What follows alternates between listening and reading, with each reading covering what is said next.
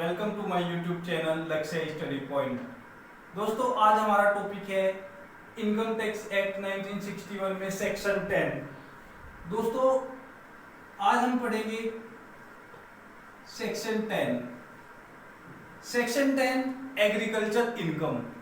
दोस्तों agriculture income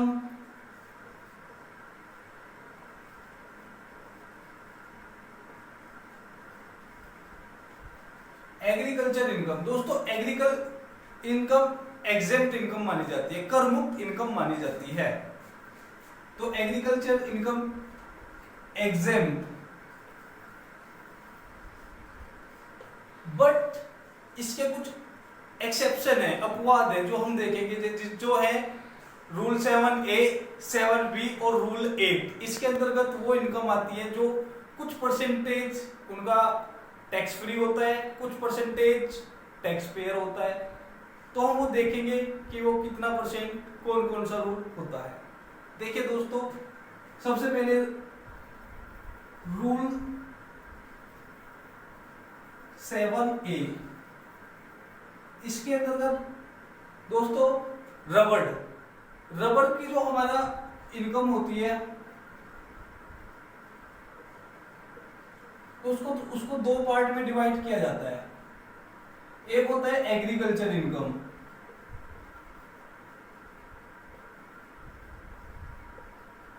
और दूसरा होता है बिजनेस इनकम।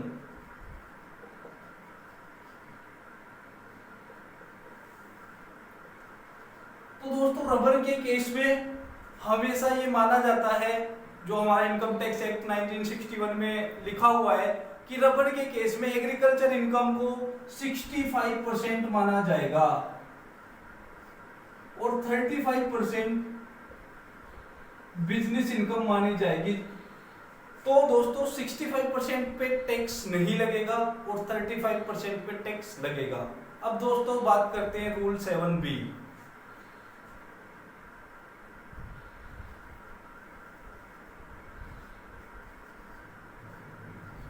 रूल कॉफी के केस में दोस्तों, सिंपल कॉफी के केस में इसमें भी दो पॉइंट होंगे। नंबर 1 एग्रीकल्चर इनकम,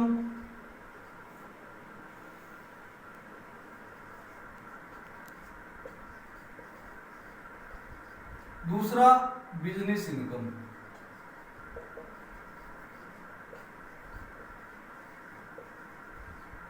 दोस्तों कॉफी के केस में जो एग्रीकल्चर इनकम और बिजनेस इनकम है वो देखिए, इसको बिजनेस इनकम में 75% माना गया है और बिजनेस इनकम को 25%।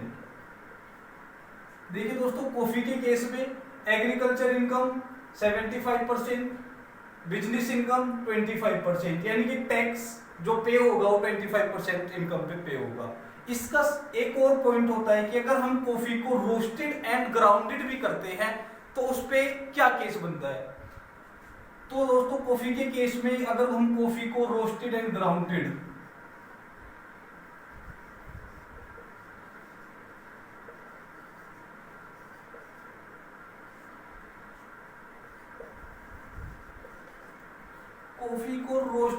ग्राउंडेड के केस में कितनी इनकम एग्रीकल्चर मानी जाएगी और कितनी इनकम टैक्स मानी जाएगी। तो एग्रीकल्चर इनकम और दोस्तों बिजनेस इनकम। तो जब कॉफी रोस्टेड एंड ग्राउंडेड की जाएगी तो उसमें एग्रीकल्चर इनकम 60% मानी जाएगी और बिजनेस इनकम 40% मानी जाएगी। अब बात करते हैं दोस्तों रूल 8। रूल 8 जो है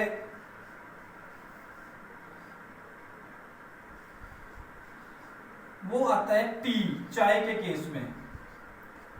दोस्तों चाय के केस में जब चाय की खेती करते हैं, चाय की एग्रीकल्चर होता है, बिजनेस होता है, तो उसमें ये होता है कि कितनी इनकम को हम एग्रीकल्चर इनकम माने और कितनी इनकम को हम बिजनेस इनकम माने, कितनी इनकम पे हम टैक्स पे करेंगे।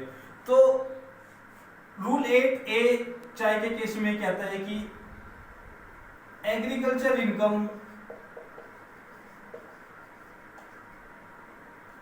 60% मानी जाएगी और बिजनेस इनकम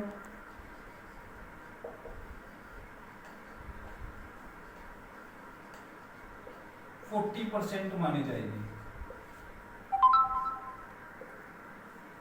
तो देखते हैं दोस्तों सेक्शन 10 क्या कहता है। Agriculture income, agriculture income normal way में आप कहोगे कि एग्जेम्प्ट होती है, कर मुक्त होती है, इस पे कोई टैक्स नहीं लगता, लेकिन कुछ केस हैं जो एक्सेप्शन है इसकी, जिन पे टैक्स कुछ परसेंटेज इनकम पे लगता है।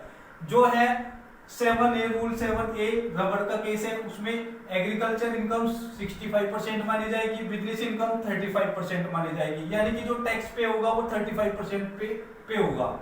उसके बाद रूल 7B कॉफी, कॉफी के केस में दोस्तों एग्रीकल्चर इनकम 75% मानी जाएगी जो एग्जेम्प्ट रहेगी, बिजनेस इनकम 25% मानी जाएगी जिसपे टैक्स पे होगा।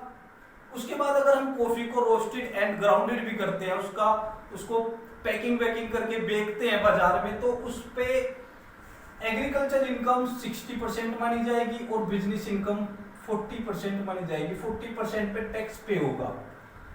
उसके बाद दोस्तों बात करते हैं रूल 8A। रूल 8A क्या कहता है, टी चाय के केस में, चाय के केस में दोस्तों एग्रीकल्चर इनकम 60% मानी जाएगी और बिजनेस इनकम 40% मानी जाएगी, यानी कि जो टैक्स पे होगा वो 40% पे टैक्स पे होगा। दोस्तों ये तो बात होगी एग्रीकल्चर इनकम इन इंडिया।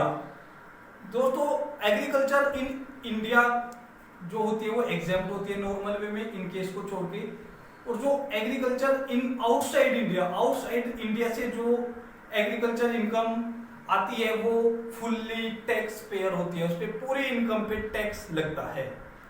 तो स्टूडेंट्स अब पर्सन की डेफिनेशन देखते हैं। पर्सन की डेफिनेशन सेक्शन 2 सबसेक्शन 31 में दी हुई है, आओ उसको देखते हैं। Section 2 section 31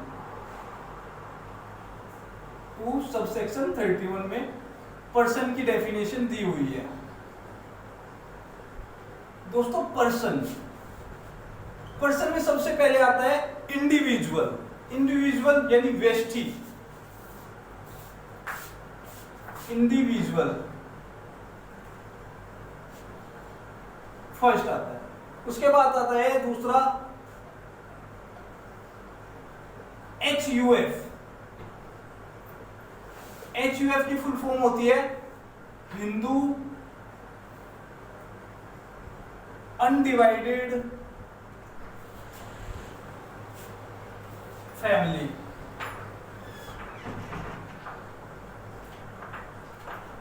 Hindu undivided family. इसके बाद तीसरा आता है कंपनी। कंपनी के बाद 4th नंबर पे आता है पार्टनरशिप फर्म।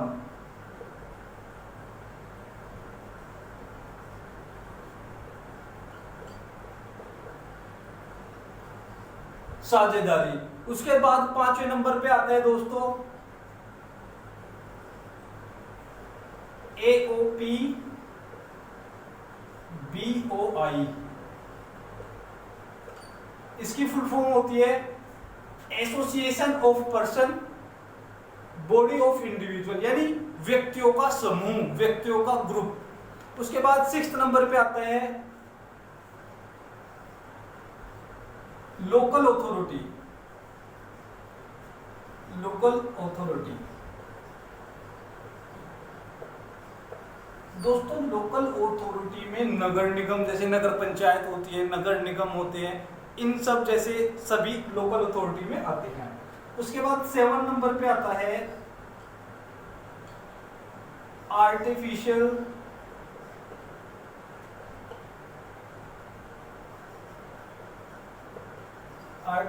Judicial person.